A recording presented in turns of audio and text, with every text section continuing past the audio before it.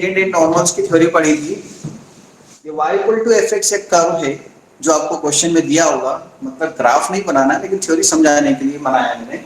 और एक फंक्शन है तो उसका ग्राफ बनता ही आपको बता दिया है मैंने लास्ट ईयर। बहुत डिफरेंट डिफरेंट टाइप्स के हमने फंक्शंस पढ़े हैं। तो y equal to F X एक फंक्शन, उसका एक कर्व है। चंदा मामा थ्योरी जो अपन ने पढ़ी है वो डिफरेंशिएबिलिटी उस हिसाब से कर्व बनाया है। और उस पर एक पॉइंट पी लिया जिस पर एक टेंजेंट बनाई है मैंने, x1 y1 पॉइंट पे t नाम दिया उसको टेंजेंट। और जिस पॉइंट पर टेंजेंट बनी है उसी पॉइंट से परपेंडिकुलर पास हो रहा है टेंजेंट के ऊपर से, उसे हम बोलते हैं नॉर्मल। टेंजेंट से नॉर्मल मतलब ये टेंजेंट और ये नॉर्मल है जो एक दूसरे के ऊपर परपेंडिकुलर होते हैं। और ये जो पॉइंट P है वो इस कर्व पे भी है, टेंजेंट पे भी है और नॉर्मल पर भी, तीनों जगह होता है पॉइंट। इसलिए तीनों की इक्वेशन को सेटिस्फाई करेगा। अगर किसी प्रॉब्लम में इसकी जरूरत पड़ती है तो हम ये यूज करेंगे। x1 y1 is the point which satisfy tangent and this curve and normal. In order to get the equation of tangent, tangent की अगर इक्वेशन आपको मालूम करनी है तो टेंजेंट की इक्वेशन वन पॉइंट फॉर्म से मिलेगी या 1 point y - y1 equal to m x - x1 हम लिखते थे पिछले साल तक 11th क्लास में। पर m का मतलब होता था स्लोप, या स्लोप dy by dx। और वो भी किसके स्लोप है, एक स्पेशल टाइप की लाइन जिसमें भी टेंजेंट बोला है, इसलिए x1 y1 पर slope, slope of the tangent. और ये इक्वेशन किसकी हो जाएगी, इक्वेशन ऑफ टेंजेंट। तो यहाँ इक्वेशन ऑफ टेंजेंट जब हम लिखेंगे तो y minus, and since normal is perpendicular to tangent, so using this result m1 into m2 equal to -1, this result we know perpendicular lines की स्लोप का product -1 होता है। so नॉर्मल की equation y minus y1 minus 1 upon dy by dx at the point x1 y1 x minus x1, this is normal, this is tangent।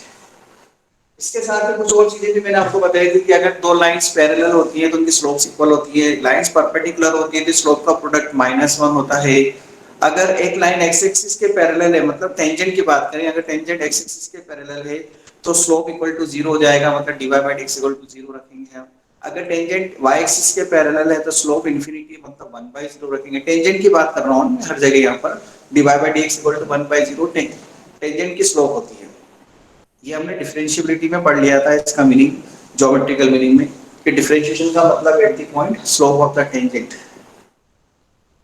और साथ में अगर दो कर्व दिए हैं, ये एक ही कर्व के ऊपर थ्योरी बताइए, अगर दो कर्व दिए हों और दो कर्व के बीच का एंगल फाइंड करना हो, एंगल बिटवीन टू कर्व्स ऐसा थ्योरी है, लेकिन एक्चुअली एंगल बिटवीन कर्व्स होता नहीं है, इसलिए हम उसको क्या करते हैं, एंगल बिटवीन टेंजेंट्स फाइंड करते हैं। मतलब उनके इंटरसेक्टिंग पॉइंट्स पर, जहां पर वो दोनों कर्व इंटरसेक्ट करते हैं, उनके दोनों कर्व इंटरसेक्ट करते हैं, उनके पॉइंट ऑफ इंटरसेक्शंस पर हम टेंजेंट्स बनाएंगे। और वो दोनों टेंजेंट्स के बीच का जो एंगल होता है वही angle between two curves consider किया जाता है। अब एंगल बिटवीन टेंजेंट्स कैसे फाइंड करें, तो उसके लिए हमारे पास फॉर्मूला पिछले साल पढ़कर आए थे, एंगल बिटवीन लाइंस वाला formula m1 - m2 1 + m1 m2। तो m1 और m2 दोनों टेंजेंट्स की स्लोप होगी, और वो कैसे फाइंड करेंगे, डिफरेंशिएशन का यूज करके। इसलिए ये वाला टॉपिक एओडी में, मतलब एप्लीकेशन ऑफ डेरिवेटिव में रखा है, मतलब डिफरेंशिएशन का यूज करके टेंजेंट और नॉर्मल की इक्वेशन फाइंड करना है। आपको लगा इस समय वैसे भी नहीं आती है टेंजेंट और नॉर्मल की, बिना डिफरेंशिएशन का होती है, लेकिन आपने 11th क्लास में पढ़ी नहीं है क्योंकि आपके सिलेबस में नहीं था। अदरवाइज आईआईटी के सिलेबस में है, वो दूसरे सभी बोर्ड्स के सिलेबस में, पर सीबीएसई के सिलेबस में नहीं होने से आपने पिछले साल टेंजेंट से नॉर्मल की इक्वेशंस नहीं पढ़ी। लेकिन कोऑर्डिनेट ज्योमेट्री में ये पार्ट भी होता है, होमोजेनियस इक्वेशंस और टेंजेंट्स एंड नॉर्मल्स। तो कोई प्रॉब्लम नहीं, यहाँ डिफरेंशिएशन से हमें उसको फाइंड करना है तो हम उसको फाइंड कर लेंगे। कैसे फाइंड करते हैं, इन फॉर्मूलों का यूज करके। तो जब भी हम स्लोप की बात करेंगे तो वो टेंजेंट की स्लोप होगी, ये ध्यान रखना। उसका उल्टा भी नेगेटिव साइन करेंगे तो वो नॉर्मल की स्लोप बन जाएगी। अब एक वर्ड और आया था इसमें, ऑर्थोगोनल कर्व्स। और ऑर्थोगोनल कर्व्स वो होते हैं जिनके टेंजेंट्स एक दूसरे पे परपेंडिकुलर होती है। मतलब परपेंडिकुलर कर्व ऐसा वर्ड होता नहीं है, पर उसकी जगह ऑर्थोगोनल वर्ड यूज करते हैं। ऑर्थोगोनल कर्व मतलब टेंजेंट परपेंडिकुलर है, और इसलिए m1 = -1 होता है। ये सब चीजें ध्यान में रखकर हम इसकी एक्सरसाइज स्टार्ट करते हैं। Tangent and normal sir exercise. हाँ, सर ऑर्थोगोनल कर्व एक बार और बता दो। ऑर्थोगोनल कर्व ऐसे कर्व को बोलते हैं जिनके टेंजेंट परपेंडिकुलर होती है। जैसे कर्व के बीच का एंगल अगर हमको फाइंड करना है तो कर्व के बीच के एंगल की थ्योरी मैंने ये बताई थी कि ये कर्व है, दूसरा कर्व ये पॉइंट ऑफ इंटरसेक्शन है, इस पर एक टेंजेंट बनाई, दूसरी टेंजेंट इधर बनेगी, ये थीटा है, जरूरी नहीं 90 डिग्री है। अगर ये थीटा 90 डिग्री बन जाए, इफ तो ऐसे कर्व को ये C1 और ये C2 है, इसकी टेंजेंट T1 है और ये T2 है, तो ये दोनों टेंजेंट अगर 90 डिग्री पे है तो ये C1 और C2 एक दूसरे के ऊपर 90 डिग्री पर एज्यूम किए जाते हैं और इसके लिए वर्ड यूज होता है ऑर्थोगोनल कर्व।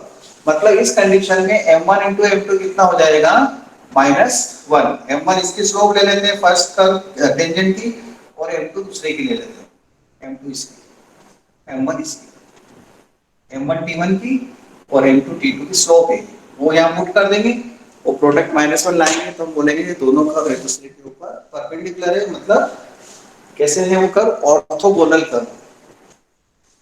2006 में इस पे क्वेश्चन आया हुआ, 2006 मुझे क्लियर याद है, स्पेशली इस स्टूडेंट के कारण माइंड में बैठा हुआ है कि वो सॉल्व कर रहा था, इसलिए सर ये डायग्राम समझ में नहीं आ रहा सर। डायग्राम ये डायग्राम सही से समझ नहीं आया ये वाला है, ये वाला सर, वो ऑर्थोगोनल कर्व वाला। ये कर्व है, दूसरा कर्व ये देखो ऐसे, ठीक है, ये हमने ले लिया C1 ये C2, ये पॉइंट ऑफ इंटरसेक्शन, इस पर एक टेंजेंट बनाई, ऐसे ही इस पर एक टेंजेंट बनाई और ये एंगल, ठीक है। Yes sir. दो कर्व उनका इंटरसेक्टिंग पॉइंट ये P, और इस पे जो टेंजेंट बनाएंगे उसकी स्लोप तो फाइंड कर सकते हैं, m1 m2 स्लोप फाइंड कर लेंगे कैसे, डिफरेंशिएट करके उसमें पॉइंट ऑफ कांटेक्ट जो भी है यहाँ पे जो भी नंबर दिया हुआ है वो नहीं तो हम सॉल्व करके बना लेंगे, दो कर्व की इक्वेशन सब्स्टिट्यूशन मेथड से सॉल्व करना है हमने 10th क्लास में, सब्स्टिट्यूशन मेथड से हम इसके कोऑर्डिनेट्स फाइंड करेंगे। क्वेश्चंस में आएगा तो बता दूं, देखते हैं।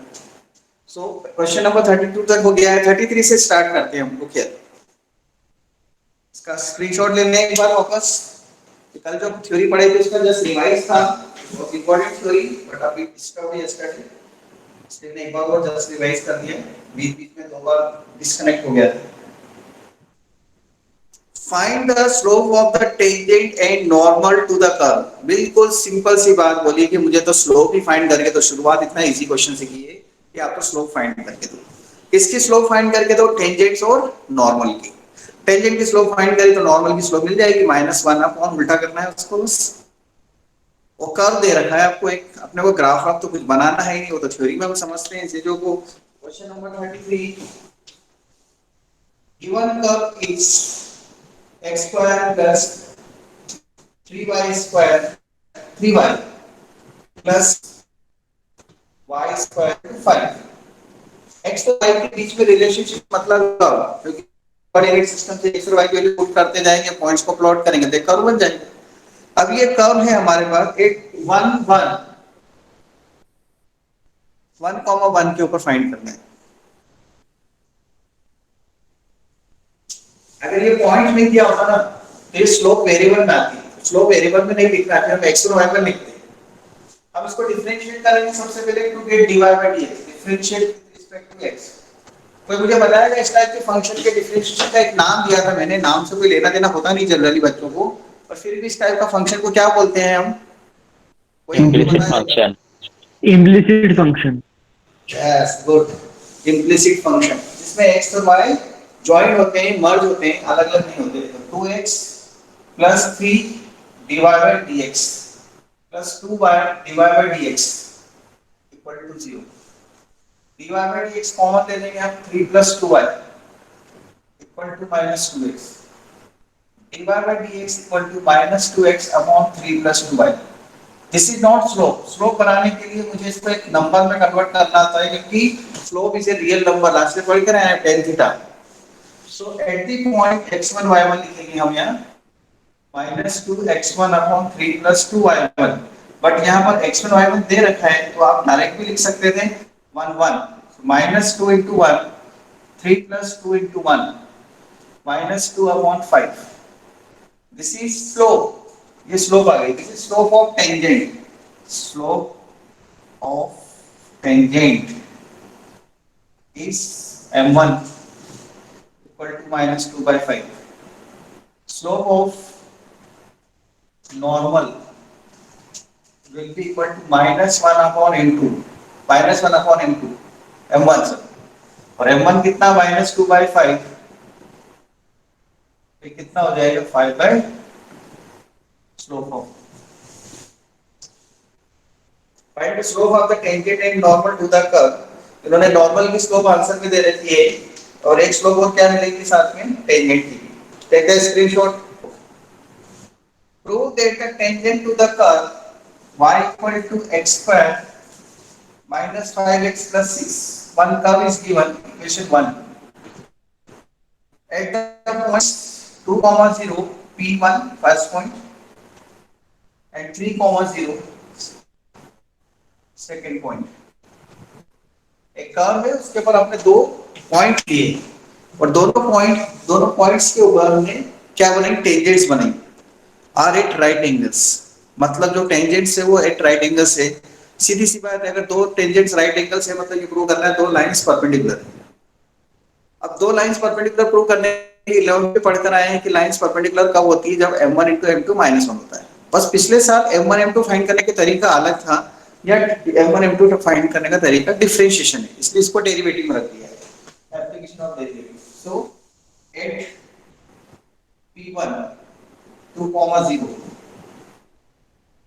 slope is m1, अपने एज्यूम कर दिया eight p1 slope is m1 by 1 dy by dx 2x minus 5 dy by dx at the point 2, 0 2 into 2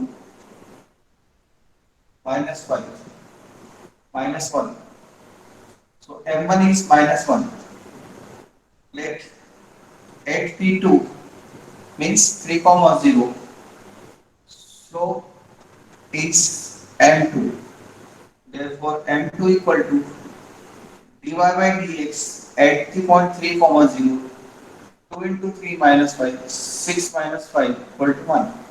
Since m1 into m2 minus 1 into 1 equal to -1, this implies tangents are perpendicular. No need of finding the equation of lines, क्योंकि ऐसा नहीं बोला उसने कि lines की equation find करो tangents की equation find करो, ऐसा नहीं बोला है। उसने बोला है कि आपको ये बताना है कि दोनों टेंजेंट्स परपेंडिकुलर है, मतलब टेंजेंट परपेंडिकुलर है मतलब लाइंस परपेंडिकुलर है ना, और परपेंडिकुलर के लिए हम m1 into -1 लाते हैं, तो m1 और m2 चाहिए हमें, तो m1 m2 कैसे फाइंड करेंगे डिफरेंशिएशन से।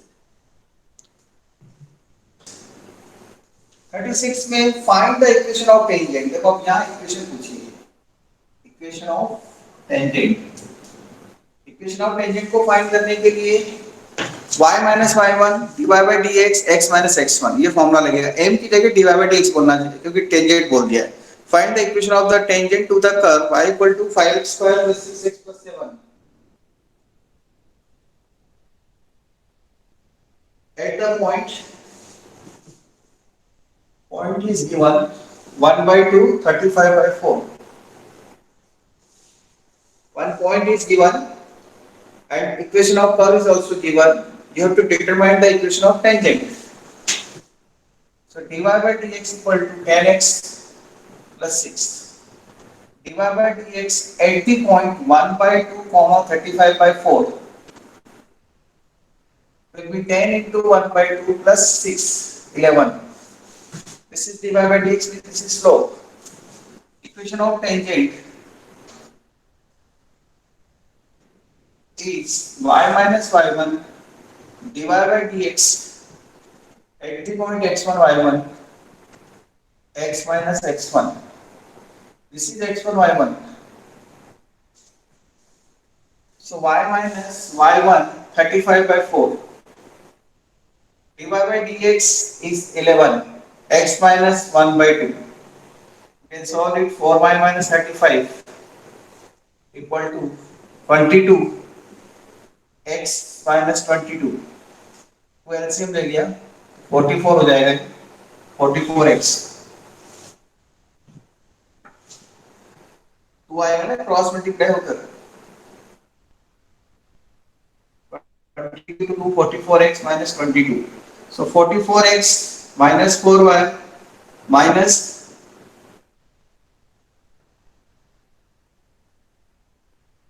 35 30 equal to 0.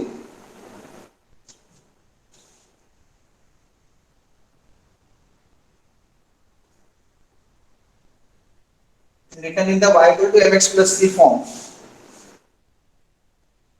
Y equal to 11x plus 13 by 4. It is not necessary to write in this y equal to mx plus c form.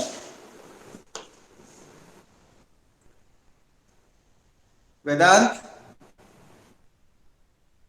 कहाँ थे वेदांत? क्या लोकेश, मॉर्निंग में लेट आए थे? सर वो कनेक्टिविटी इशू हो रहे थे आज इसलिए फोन में। सर वो 13 पॉजिटिव का आएगा ना? यस सर, मिस्टेक है। ये वाला? Yes sir. हाँ हाँ हाँ। Question number 37. Find the equation of the tangent in normal to the parabola y square equal to 4ax. ये पैराबोला है। At the point 80 square to 80.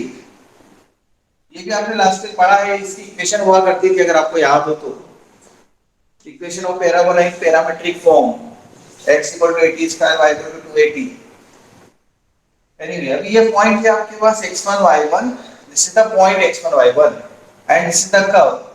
और आपको क्या फाइंड करना? Find the equation of tangent and normal. Tangent and normal के लिए सबसे पहले हम dy by dx फाइंड करेंगे। dy by dx कितना हो जाएगा? 4a upon y। यहाँ से dy by dx equal to 4a upon y. So 8 x1 y1 dy by dx means 80 square to 80 will be equal to 4a upon 280. Sir 2 आएगा ना? Sir 2 है। Yes sir.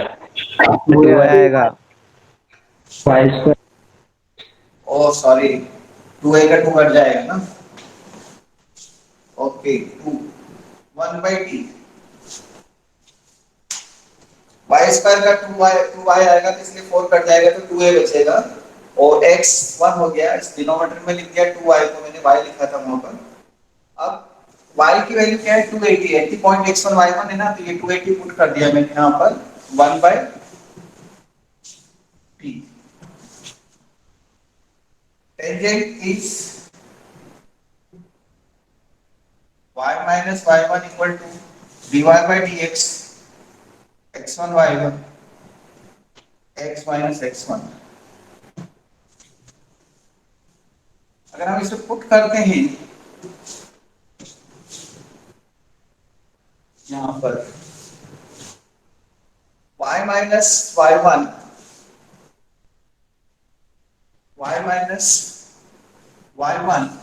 is 280 1 upon t dy by dx x minus 80 square. This is tangent yt minus 280 square equal to x minus 80 square. X minus yt plus 80 square equal to 0. This is the equation of tangent. Find the equation of the tangent and normal.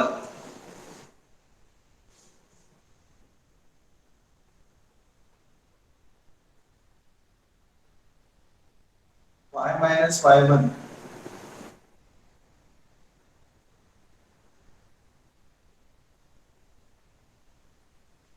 x minus x1. Normal की equation को formula लगा दें y minus y1 y1 replace पर 280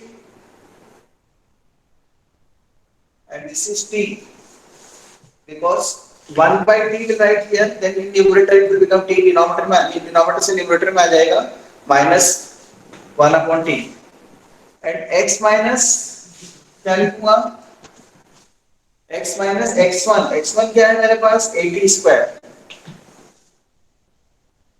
So y minus 280 minus tx plus tx minus 80 cube. Answer is tx plus y minus 280 minus 80 cube equal to 0. This is the equation of normal.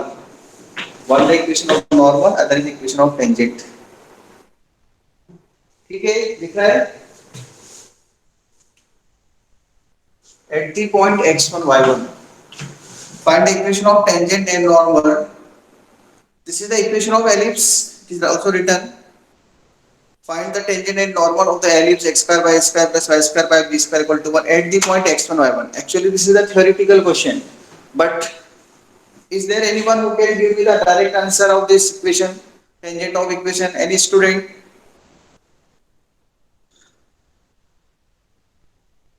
किसी student को मालूम है क्या इसका answer क्या आएगा direct? क्योंकि ये कॉम्पिटिटिव एग्जाम के अंदर क्वेश्चन आया हुआ है और आता रहता है, मिलेगा आपको कम से कम। अगर आप 5 एग्जाम देते हैं कॉम्पिटिटिव की, कॉम्पिटिटिव एग्जाम 5, तो कम से कम तो 1 या 2 में तो आपको वाला क्वेश्चन मिल ही जाएगा। और पुराने पेपर्स देखेंगे तब भी मिलेगा कॉम्पिटिटिव, और वहां स्टूडेंट डायरेक्ट आंसर लिखते हैं। क्योंकि मुझे याद है मैंने पिछले साल 11th क्लास में टेंजेंट्स की इक्वेशन बताई थी, सर्कल की और पैराबोला की, हाइपरबोला की, इनकी पैरामेट्रिक इक्वेशन और टेंजेंट की इक्वेशन भी बताई थी। समटाइम बीच बीच में कभी-कभी ऐसे एक्स्ट्रा नॉलेज के हिसाब से इसमें ऐसे बताया था मैंने कि जो x स्क्वायर है ना, इसको आप x x1 से रिप्लेस कर दो और y स्क्वायर को किससे रिप्लेस कर दो, y y1। ये पॉइंट आ जाएगा, मतलब स्क्वायर हटाकर x1 और y स्क्वायर हटाकर y1, मतलब x x1 y y1 upon में a स्क्वायर b स्क्वायर, बस ये आंसर है इसका। अपन लाके बता रहे हैं तो अपने का थ्योरेटिकल क्वेश्चन एग्जाम में तो पूरा करना है, पर ट्रिक बताए। ऐसे सर्कल की इक्वेशन होती थी तो उसमें क्या होता था, x x1 plus y1 equal to a square। ये डायरेक्ट आंसर हो गया। अगर ऑब्जेक्टिव क्वेश्चन में पूछते तो आप डायरेक्ट लिख सकते हैं।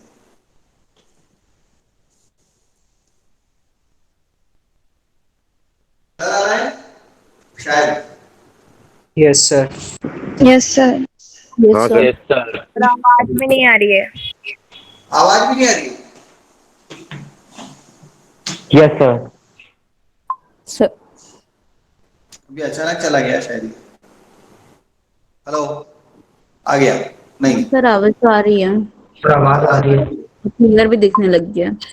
दिखने लग गया। अभी चला गया, अब आ गया। ठीक है। सो differentiate with respect to x, 2x upon a square, 2y upon b square equal to 0, dy by dx. So dy by dx equal to minus 2x upon a square into b square by 2y. dy by dx at the point x1 y1,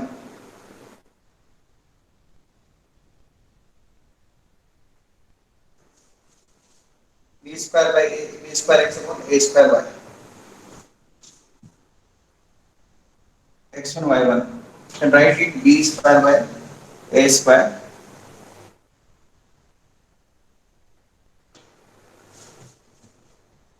x1 by y1. This is slope of the tangent m. Tangent equation, tangent y minus y1 dy by dx at the point x1 y1 x minus x1. So y minus y1 as it is, dy by dx at the point x1 y1 कितना है, minus b square x1 upon a square y1 x minus x1। Answer तो मैंने आपको बता दिया है। क्या answer आएगा इसका? टेंजेंट की इक्वेशन क्या आएगी, x x1 upon a square plus y y1 upon b square equal to 1। ये आंसर है इसका। और वो पूरा एग्जाम में तो करना है आप लोगों को। अब इसको सॉल्व करते हुए हम यहाँ पहुंचेंगे। इसको क्रॉस मल्टीप्लाई कर देता हूं मैं, a स्क्वायर और y minus y1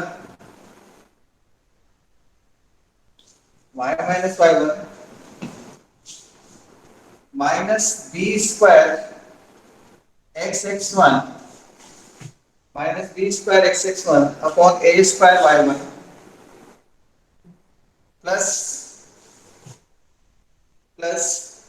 b square x1 square upon a square y1.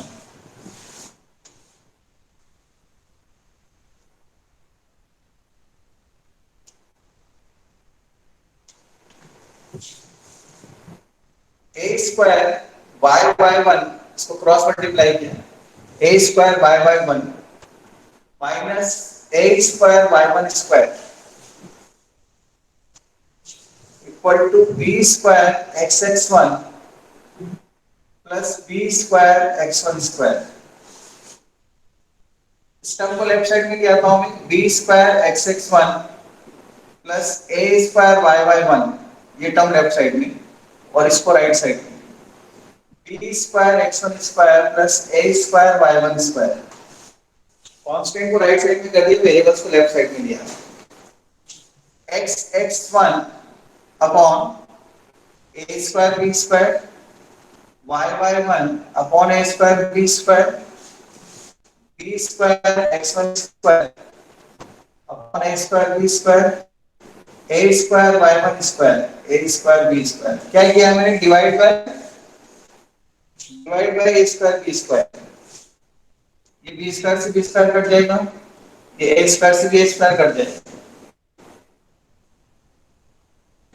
यहाँ पर भी b square कट जाएगा, a square से a square कट जाएगा. So x1 upon a square plus y अपॉन b square equal to x1 square upon a square plus y1 square upon b square. कोई मुझे बताएगा इसकी वैल्यू कितनी आएगी? 1.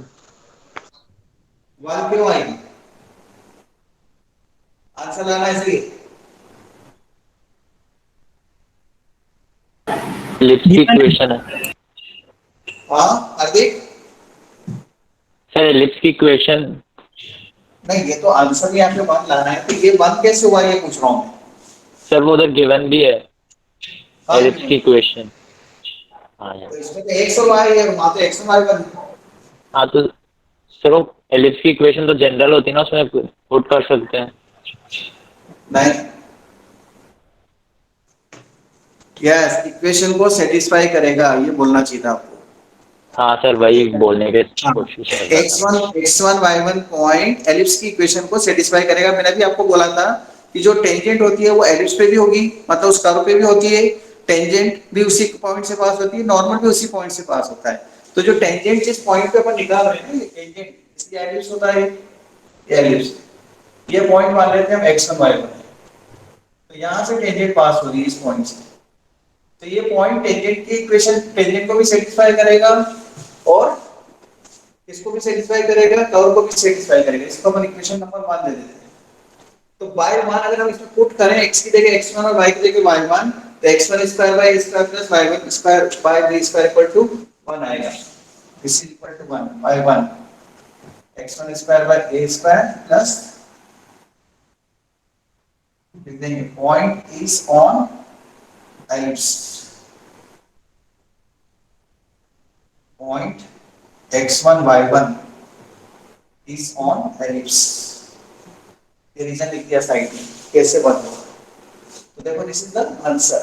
और वो मैंने आपको डायरेक्ट पहले इसलिए बता दिया था क्योंकि वो मुझे मालूम है, आप लोगों के टेस्ट में नहीं इसलिए मालूम नहीं, लेकिन अगर आप में से कोई भी स्टूडेंट थोड़ा एडवांस की तैयारी कर रहा होगा ना, तो आपको जरूर मिलेगा, देखना उसमें डायरेक्ट फॉर्मूला दे रखा है. Take the screenshot.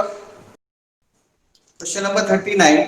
Find the equation of the tangent line to the curve. Only the equations are changed. The method is similar. Equation is 1 minus cos theta x equal to and y equal to theta minus sin theta. 1 and 2 at theta equal to pi by 4.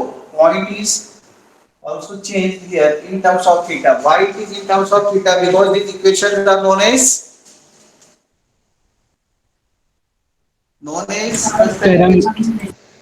Parametric equation. These words are very much enough from the student. अगर इनका response ऐसा अच्छा मिलता है ना, तो teachers को लगता है कि बच्चों को नॉलेज है. मैं अपनी पढ़ाई कर रहा हूँ इनडायरेक्टली ना. Find the equation of tangent line to the curve x equal to 1 minus cos theta and y equal to theta minus sin theta at theta equal to pi by 4. पहले हम dx by d theta find करेंगे by 1 dx by d theta sin theta and y2 dy by d theta कितना आएगा 1 minus cos theta. हमें dy by dx find करना है. ये parametric equation का एक छोटा सा क्वेश्चन हो गया है. एक छोटा सा क्वेश्चन कर गया है.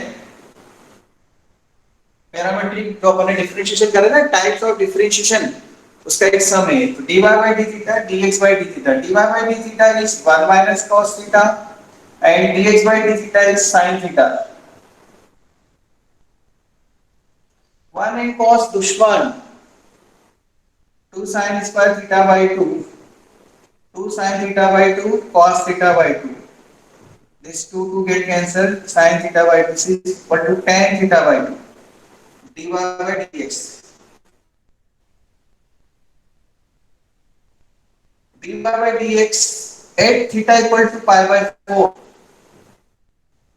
tan pi by 8.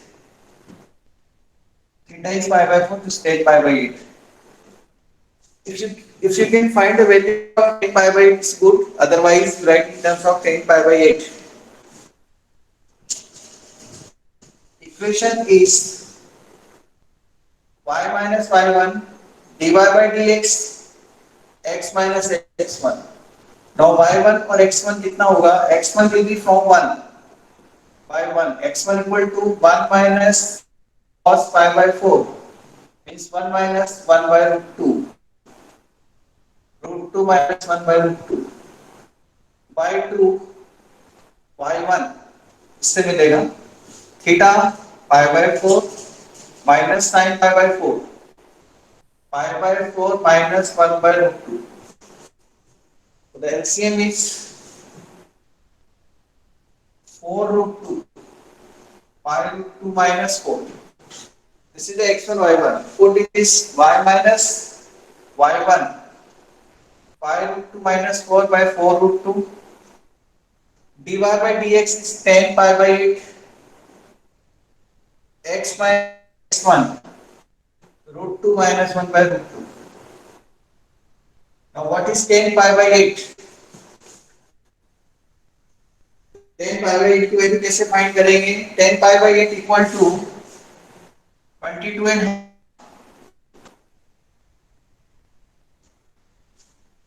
10 pi by 8. Pi को 180 को 8 से डिवाइड करो 22 and half है.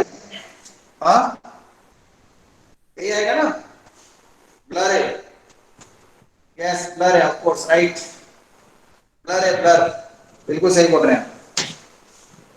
Yes sir. दे दिया आपको 10 22 and half. ये फॉर्मूला हुआ करता था tan a by 2 1 minus cos a upon 1 plus cos a. a equal to कितना ले लो आप? pi by 4. यहाँ पुट कर दो तो pi by 8 की वैल्यू आ जाएगी 1 minus cos a 1 plus cos a equal to tan a by 2 11th class. दिख रहा है क्या अभी आपको? So plus minus 2 minus 1. हाँ देखो यहाँ 10 pi by 8 की वैल्यू को फाइंड करने के लिए 10 pi by 8 मतलब 22 and half pi by 8. pi by 8 की वैल्यू को फाइंड करने का ये फॉर्मूला होता है tan a by 2 1 minus cos a 1 plus cos a. यहाँ से वैल्यू पुट करेंगे 40 by root 2 minus 1 by root 2 plus 1. ठीक है रूट के अंदर root 2 minus 1 by root 2 plus 1. अब ये tan pi by 8 की वैल्यू तो पुट कर देंगे. उसके बाद पहले ये इक्वेशन ऑफ टेंजेंट फाइंड करने के लिए हमें x1 और y1 चाहिए थे. देखो ये x1 और y1 तो x1 और y1 कहां से फाइंड करेंगे? तो थीटा दिया हुआ है. ये थीटा इन दोनों में पुट करेंगे तो x1 और y1 आ जाएंगे यहां से. इसलिए by 1 and by 2 लिखा हुआ है x1 और y1. ये पॉइंट्स आएंगे यहां पर पुट कर दिए मैंने और pi by 8 की वैल्यू आपको पुट कर दी है. इससे आंसर आएगा √2 - 1 √2 + 1 10 pi by 8.